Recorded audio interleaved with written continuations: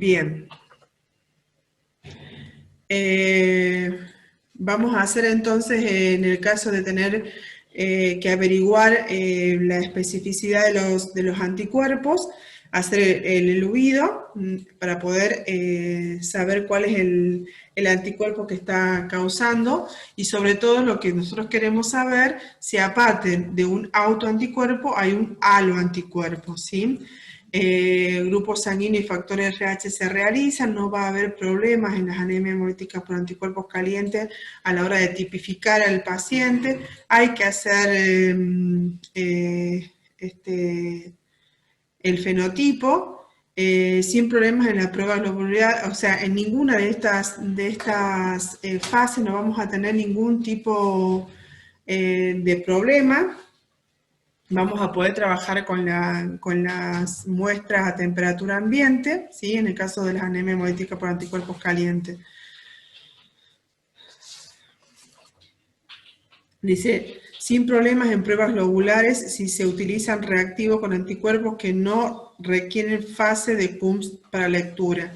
Eso es en el caso de que nosotros utilicemos para hacer el fenotipo. Ustedes saben que hay reactivos en los que se necesita una primera, se realizan, digamos, con el estudio, y después, en el caso de los que nos den negativo, nosotros tenemos que continuar con una CUN indirecta, ¿sí? Si ese reactivo necesita continuar con una CUN indirecta, ¿sí? Vamos a tener inconvenientes, porque si vamos a tener unos glóbulos rojos que van a reaccionar porque están sensibilizados y no porque tengan presente el antígeno que estemos buscando, ¿sí? Entonces, todas las técnicas en las que nosotros no tengamos que utilizar el suero de CUN van a poder ser realizadas en el laboratorio de inmunomatología.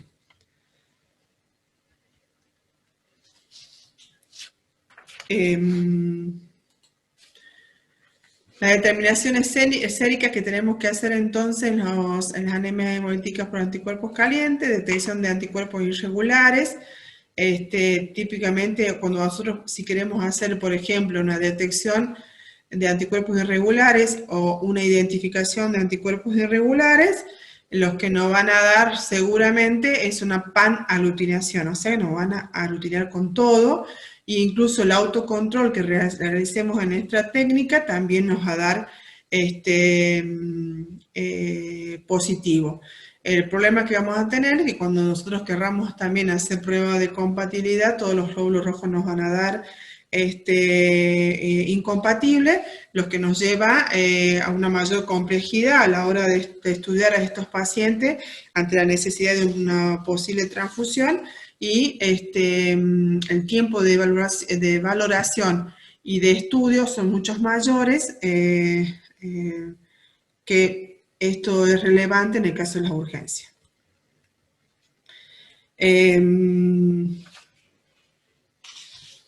¿Qué hacemos? Dice, si necesitamos transfundir al paciente.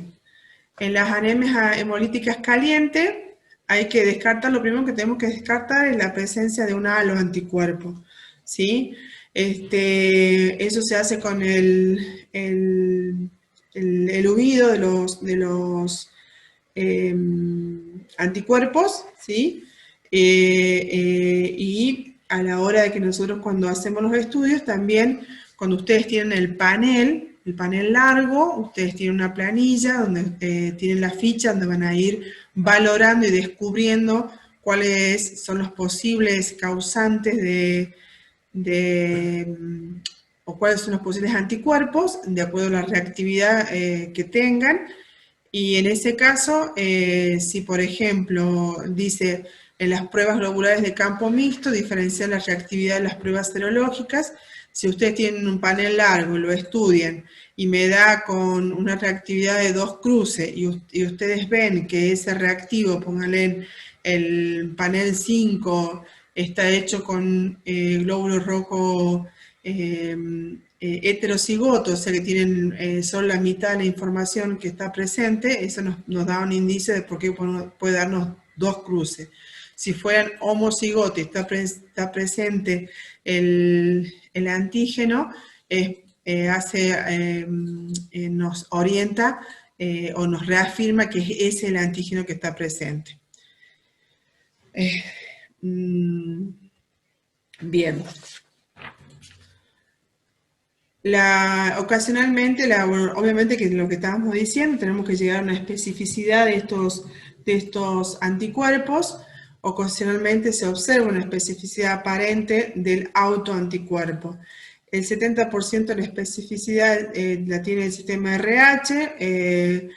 También podemos hacer una titulación diferencial. Hay que ver cuál es el antígeno que está presente en su mayor concentración. Nosotros acá tengo un ejemplo de lo que se puede llamar especificidad relativa, basada en la actividad más fuerte que tienen los fenotipos. Por ejemplo, nosotros acá, ante la presencia de un anti-chico, por ejemplo, un anti-chico que está presente en el patrón R chico, ¿sí? Está presente de forma homocigoto, están los dos, entonces vemos que tiene o está reactivo a una mayor dilución, ¿sí? Y en el caso, por ejemplo, en el patrón de R2, lo vemos en mucho menos dilución, ¿sí? Bien. Entonces tenemos que guiarnos repasando por parámetros de laboratorio. Acuérdense de la prueba de Kuhn directa positiva, que mayormente está producida por el IgG más complemento, que también podemos hacer el eluido, y que nosotros cuando vayamos a hacer el estudio de los paneles, tanto corto como largo, vamos a ver una pan-aglutinación, ¿sí? Y lo que es muy importante es que nosotros tenemos que descubrir, antes de transfundir la medida de los posibles, si hay la presencia, aparte de un autoanticuerpo, el haloanticuerpo, ¿sí? En el caso de las anemias hemolíticas frías o síndrome de crioglutinina, son de menor incidencia que las calientes. El autoanticuerpo se reacciona preferentemente en frío, por lo tanto van a ser anemias hemolíticas que predominan en épocas más frías. La forma aguda frecuentemente es secundaria a Mycoplasma pneumoniae. La forma crónica está asociada a las leucemias, linfomas. Y los signos que vamos a ver generalmente crónicos empeoran ante el contacto con el frío, acrocianosis de manos y nariz, pabellones auriculares, dolor local, y en las agudas podemos tener una hemoglobinuria. Los parámetros de laboratorio, obviamente vamos a hacer un hemograma donde vamos a tener el hematocrito. Es muy importante de saber si ese hematocrito que nosotros estamos viendo es el real. ¿Por qué digo esto? Porque si nosotros sabemos que están actuando una crioglutinina, van a actuar, se van a aglutinar a temperatura ambiente. Por lo tanto, a la hora de hacer el recuento de glóbulos rojos, a lo mejor, porque están aglutinados, nos dan menor el recuento del glóbulo rojo y por lo tanto menor el hematocrito, ¿sí? Entonces es importante saber si nosotros estamos pensando que a lo mejor es una crioglutinina, antes de hacer los parámetros de laboratorio como un hemograma, tener una muestra a 37 grados centígrados, ¿sí? Recién hacer para ver realmente cuál es el valor del hematocrito, porque también eso nos va a dar la urgencia o no de poder llegar a transfundir el paciente, ¿sí? Vamos a hacer la técnica de Kuhn directa, ¿sí? Que tiene la característica que está mediada por IgM o en algunos casos solo por complemento, ¿sí? El eluido no reactivo, no es un técnico que nosotros podemos realizar. La inmunoglobulina es la IgM reactiva a temperatura ambiente. Y en los sueros de anticuerpos con actividad antiglobulínica es hasta 30 grados centígrados. Por eso decimos que son frías, si bien siempre tenemos como parámetro la temperatura corporal. La especificidad que la vamos a tener mayormente en las anemias hemolíticas frías son los anti-I, o mayúscula o minúscula, de acuerdo si es un adulto o si es niño, ¿sí? Esa es la especificidad que tienen las anemias hemolíticas, este anticuerpo. Que a la hora de estudiar este paciente, qué problemas podemos llegar a tener. Como es una muestra que aglutina temperatura ambiente, ¿sí? Acuérdense que siempre las muestras para estudio tienen que tener con ETA, con el anticoagulante ETA, ¿sí? Obviamente, si yo lo hago en placa, el agua, ¿qué vamos a tener? Una reacción, por lo tanto vamos a tener problemas. La inversa también vamos a tener problemas. El panel detector de identificador depende en qué fase lo estemos realizando, ¿sí? Porque si está en fase de incubación o no, y el suero de Kunz poliespecífico. Todas estas muestras vamos a tener, como es una crioglutinina y las técnicas inmunohematológicas que se realizan a temperatura ambiente, porque es lo que está en el laboratorio, el recaudo que tenemos que tener es la misma que teníamos para el estudio de los parámetros del laboratorio, que era tener la muestra a 37 grados centígrados, ¿sí? Bien,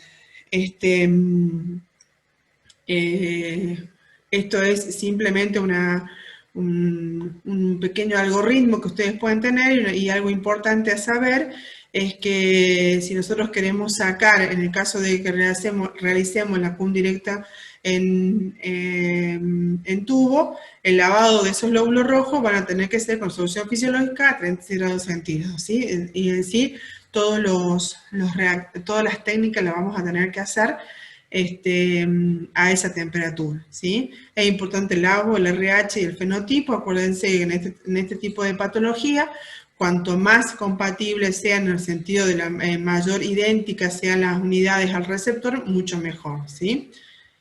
Bien. Las pruebas séricas, entonces vamos a hacer ABU con todos los parámetros que estábamos diciendo recientemente. Las de las anemias hemolíticas de tiempo mixtos son anticuerpos calientes con anticuerpos IgM que reaccionan a 30 o más grados, ¿sí? Presentan hemólisis y reactividad sérica compleja en todas las fases. Es como tener las dos anemias hemolíticas calientes y frías juntas. Podemos hacer el huido, y se requieren pruebas que van y se realizan a las dos temperaturas, tanto de 4 grados centígrados como 37 grados centígrados. La hemoglobinuria paroxística a frigore, ¿sí? Es una hemolicina bifásica que se une a baja temperatura y que se activa a través de complemento a 37 grados centígrados, la que ustedes escucharon típicamente cuando lo han estudiado seguramente, que es que se une en las partes distales del cuerpo y se activa en la parte central del cuerpo. Generalmente se da en chicos menores de 18 años y está asociada a infecciones bacterianas o virales. La hemólisis es intravascular, en la CUM directa positiva por complemento, obviamente que si yo es por complemento, porque acuérdense que se une la IgG, pero después lo que activa el complemento y lo que produce la hemólisis es el complemento. Si yo lo voy a hacer, si le hago un eluido, ¿sí? El eluido es sacar el anticuerpo, digamos, del glóbulo rojo, me va a dar negativo, porque en realidad el que está actuando no es un anticuerpo, sino el complemento, ¿sí? Bien, la especificidad en este tipo de anemia hemolítica es un anti-P, y lo que podemos hacer para estudiarla es la técnica de Donald-Lastene, la prueba de Donald-Lastene, que es muy sencilla. Tenemos 3 grupos a estudiar, ¿sí? Las muestras, ponemos grupo A, grupo B y grupo C. Esta es una técnica que yo les enseño para que es más sencilla que por ahí la que ustedes puedan llegar a leerla en el manual. Bueno, uno dividido en 3 grupos entonces, cada uno a su vez en 1, 2 y 3, ¿sí? Entonces el grupo A va a tener A1, A2, A3, el grupo B, B1, B2 y B3, y el grupo C va a tener C1, C2 y C3, ¿sí? A todos los tubos 1 de cada grupo le vamos a colocar suero del paciente. A los tubos 2 vamos a poner en partes iguales suero del paciente con el suero del donante, y a todos los tubos 3 de cada uno de los grupos le vamos a poner solo suero de donantes. Cuando yo digo suero de donantes estamos hablando de suero sano. Bien, y a todos le ponemos glóbulos rojos 0. Al primer grupo, o sea, el grupo A, voy a llevarlo a 30 minutos a heladera y después 60 minutos a 37 grados centígrados. El grupo B lo voy a llevar a heladera, ¿sí? A 4 grados centígrados, y el grupo C a 37 grados centígrados. Una vez que termina esta incubación, ustedes van a poder observar que en el grupo que estuvo únicamente en el frío, no hay hemólisis porque únicamente está en la fase fría, no hubo liberación y activación del complemento. En la fase caliente, que es la C, no hay tampoco reacción porque nunca se unió la inmunoglobulina que iba a activar el complemento. Y en cambio, en el grupo A, que es el que tuvo la fase fría y caliente, podemos observar hemólisis. ¿Y en dónde vamos a observar hemólisis? En el grupo 1, que es donde teníamos el suero del paciente, y en el tubo 2, porque teníamos el suero del paciente y el suero del donante, por lo tanto esta hemólisis es más leve. En el tubo 3 no hubo hemólisis, a pesar de que estuvo en las dos fases, porque en este caso usábamos suero de donante por sangre. Bueno, esa es la técnica de Donner-Lastene, que es importante, o es la técnica que se utiliza en el caso de las anemias hemolíticas paroxísticas frigores. Ahí tienen simplemente un cuadro como resumen para haciendo la relación entre cada una de las anemias hemolíticas para que lo puedan ver. Este sería el algoritmo que podrían seguir en el caso de tener presente una anemia hemolítica, ¿sí? Si tienen un directo positivo, si por complemento por IgG. En el caso de los tratamientos, las anemias hemolíticas por anticuerpos fríos, obviamente que es importantísima la habitación calefaccionada, advertir sobre la hidratación parenteral. ¿Qué quiere decir? Que por ahí está recibiendo una medicación y lo está haciendo otra vez, una solución fisiológica, advertir que esta solución fisiológica tiene que estar a 37 grados centígrados. ¿Sí? Y puede también, se les puede administrar también medicación para disminuir la sintomatología inmunológicas de este paciente. Eso lo hace obviamente el hematólogo quien va a indicar. Y en el caso de tener que transfundir, los glóbulos rojos deben ser leucorreducidos en un cuadro clínico grave y con un calentador de sangre en alicuotas, ¿sí? Entonces vamos en pequeñas cuotas, les vamos colocando las unidades de sangre. Siempre van a ser, obviamente, con la mayor compatibilidad, con la no mayor compatibilidad, perdón, con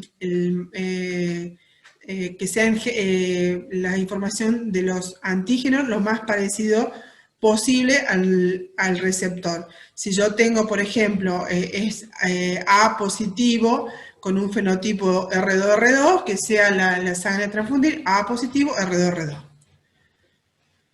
En el caso de los tratamientos por las anemias hemolíticas por anticuerpos calientes, se usa también corticoides, o sea, la parte, digamos, farmacológica, que tienen diferentes indicaciones, que no es nuestra incumbencia como profesionales. Pueden llegar también, quiero que sepan, en el caso graves, a esplenectomía, así que, pero bueno, esas no son indicaciones, pero sí, en el caso de, podemos tener siempre, se requiere o es indicación el hecho de tener hacer tratamiento farmacológico antes de colocación de los glóbulos rojos o transfundir glóbulos rojos. Esto que reafirma y un poco desmitificar esto de que las anemias hemolíticas no se transfunden. Si hay casos severos en los que están comprometidos la salud de los pacientes, por supuesto que se transfunden, ¿sí? Y en el caso es que también en la que no hubo resultado con el tratamiento farmacológico, que generalmente funciona muy bien la transfusión del glóbulo rojo, vamos a llegar a la instancia que también pueden llegar a necesitar una plasmaféresis, ¿sí? ¿Cuándo transfundir? En el caso de la transfusión, ¿cuándo transfundir? Obviamente va a tener que ver con la gravedad del cuadro clínico, el riesgo de vida que tenga ese paciente, dificultad de encontrar unidades compatibles. Vamos a ver que siempre va a ser muy dificultosa por la característica de los inmunohematológicos de los glóbulos rojos de que estamos estudiando. Preferentemente posterior a una gamma globulina intravenosa. Realmente cuando nosotros nos piden las unidades de sangre, nos piden las menos incompatibles, ¿sí? Esta forma de expresión de menos incompatible no es algo que se utiliza o no es algo que nosotros como profesionales hemoterapistas debemos utilizar, ¿sí? Siempre debemos referirnos con la que se transfunde la más adecuada, ¿sí? Para esto, ¿qué vamos a hacer para que consideren la más adecuada, ¿sí? Que no tiene nada que ver con la menos incompatible. La más adecuada para el paciente siempre va a ser isofenotipo RH, también podemos hacer con KEL, y si tenemos otra forma de determinación de otros antígenos, lo que tengamos como disponible para poder identificarlo y que sea más idéntico al receptor, mejor. Leucorreducidas por filtración, si bien es cierto, esto no es una indicación específica y única, mucho mejor si nosotros los filtramos para por ahí reducir la posibilidad de alguna reacción de otro tipo. Y lo que es importante es transfundir lentamente evaluando la tolerancia, ¿sí? Personalmente tuve la posibilidad de transfundir una paciente que tenía este tipo de patología y la unidad se transfundió con goteo lento, 4 horas, que es el máximo que uno puede tener en unidad de sangre a la hora de transfundir. Bien.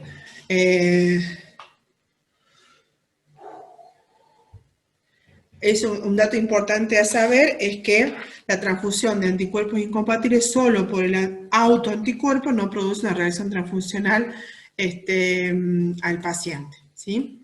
Bueno, espero que les haya servido, que tengan más o menos la idea principales de este tipo de patologías. Vamos a tener después un taller y una posterior evaluación sobre la temática. Muchísimas gracias.